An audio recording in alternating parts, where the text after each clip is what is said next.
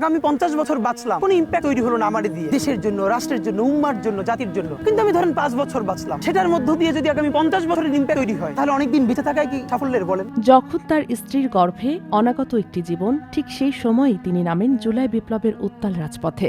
সাহস, প্রতিবাদ আর আত্মত্যাগ, এই 3 শব্দে আমরা তাকে চিনি। তার সংগ্রামের গল্প অনেকেরই জানা, কিন্তু প্রশ্ন থেকে যায়, এই মানুষটা আসলে কেমন ছিলেন? কেমন ছিল তার ঘর, তার ভালোবাসা, তার ব্যক্তিগত জীবন?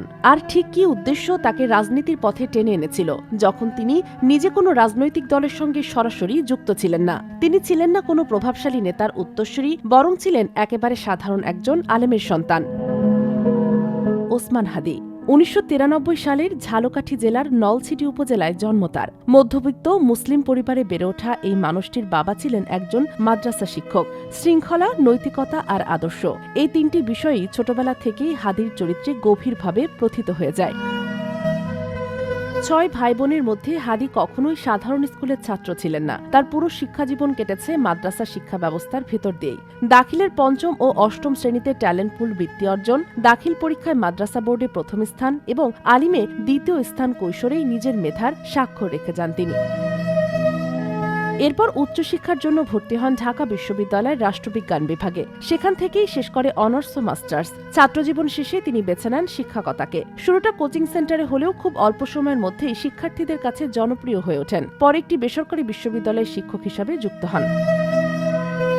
শুধু হাদি নন, তার ভাই বোনেরাও সবাই উচ্চশিক্ষিত। তবুও তখনও তার জীবনের রাজনীতির কোনো বড় অধ্যায় শুরু হয়নি। কোনো রাজনৈতিক দলে যোগ দেওয়ার পরিকল্পনাও ছিল না। ব্যক্তিগত জীবনে তিনি ছিলেন ধর্মীয় মূল্যবোধে বিশ্বাসী, অপ্রয়োজনীয় সম্পর্কে জড়াননি কখনোই। পরিবারের সিদ্ধান্তেই তিনি বিয়ের পথে এগিয়ে যান। 2020 সালের করোনা মহামারীর সময় তিনি বিবাহ বন্ধনে আবদ্ধ হন রাবেয়ার সঙ্গে। কিন্তু প্রশ্ন হলো, এই দাম্পত্য জীবনটা কেমন ছিল? রাজনীতির পথে পা রাখার পর থেকে শুরু করে জীবনের প্রতিটি ঝুঁকিপূর্ণ মুহূর্তে তার স্ত্রী ঠিক কতটা পাশে ছিলেন? তাদের সংসার ছিল নীরব, শান্ত আর গভীর ভালোবাসায় ভরা। অনেকেই বলেন, একজন ওসমান হাদি হয়ে ওঠার পেছনে তার স্ত্রীর অবদান ছিল অদৃশ্য কিন্তু অপরিসীম। 24-এর গণ আন্দোলনের মাধ্যমে দেশপ্রেম থেকে শুরু হয় তার জীবনের নতুন অধ্যায়। আর সেই পথে হাঁটতে গিয়ে স্ত্রী কখনো বাধা হয়ে দাঁড়াননি, বরং সাহস জুগিয়েছেন প্রতিটি ধাপে। সংসারেও হাদি ছিলেন একেবারে সাধারণ একজন মানুষ। ব্যস্ততায় স্ত্রীর প্রসাধনী আনতে ভুলে যাওয়া, আবার 2 দিন পর হঠাৎ মনে পড়ে দৌড়ে কিনে আনা, এই ছোট বিষয়গুলোতেই ধরা পড়ত তাদের সম্পর্কের সৌন্দর্য। গর্ভাবস্থায় সময় মতো ওষুধ দিতে ভুল হওয়া, যত্নে ঘাটতি, এসব নিয়েও কোনো অভিযোগ ছিল না তার স্ত্রীর। তার স্ত্রী ছিলেন ধৈর্যের প্রতিচ্ছবি, একজন সত্যিকারের আয়রন লেডি। একবার মজা করে ফেসবুকে হাদি লিখেছিলেন, তার স্ত্রী তাকে 2য় বিয়ের অনুমতি দিয়েছেন, তবে শর্ত একটাই, পাত্রী হতে হবে বিদেশি। এই হালকা খুনসুটি প্রমাণ করে তাদের সম্পর্কটা কতটা বিশ্বাস আর বন্ধুত্বে গড়া ছিল। 12 ডিসেম্বর জুমার নামাজের পর রাজধানীর বিজয়নগর এলাকায় গণসংযোগে বের হলে তিনি সশস্ত্র হামলার শিকার হন। চলন্ত রিকশায় থাকা অবস্থায় মোটরসাইকেল থেকে তাকে লক্ষ্য করে গুলি চালানো হয়। গুলিটি সরাসরি মাথায় লাগে। উন্নত চিকিৎসার জন্য এয়ার অ্যাম্বুলেন্সে তাকে নেওয়া হয় সিঙ্গাপুর জেনারেল হাসপাতালে। দীর্ঘ লড়াইয়ের পর 18 ডিসেম্বর রাতে চিকিৎসাধীন অবস্থায় তিনি শেষ নিঃশ্বাস ত্যাগ করেন।